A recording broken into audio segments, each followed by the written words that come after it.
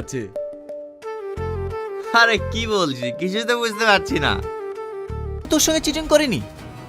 তুই যেমন এই সাধারণ মানুষের সঙ্গে চিটিং করেছিস, আমিও তোর সঙ্গে ঠিক সেই উল্টোটাই করেছি।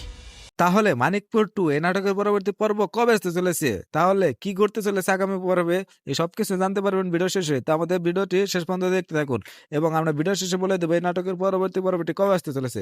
তো ইতিমধ্যে আপনারা দেখে ফেলেছেন যে নায়ক কিন্তু নায়িকাকে প্রেমের ফাঁদে ফেলিয়ে এই গ্রামটা সে দখল করে নেয়। তো এইবার কিন্তু সেই নায়িকার বাবা মারা যায় এবং নায়িকাটা তার ফ্যামিলি থেকে মানে তার গ্রাম থেকে বের করে দেয়।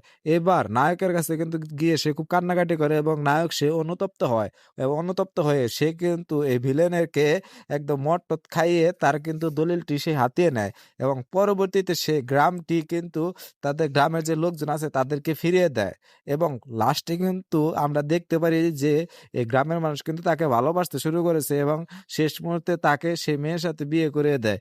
তো এর পরবর্তীতে কি পরবর্তী সিজন আসতে চলেছে, কারণ গুন্ডা তো এখনো বেঁচে আছে, সে কি পরবর্তী আর কোনো পদক্ষেপ নিতে চলেছে?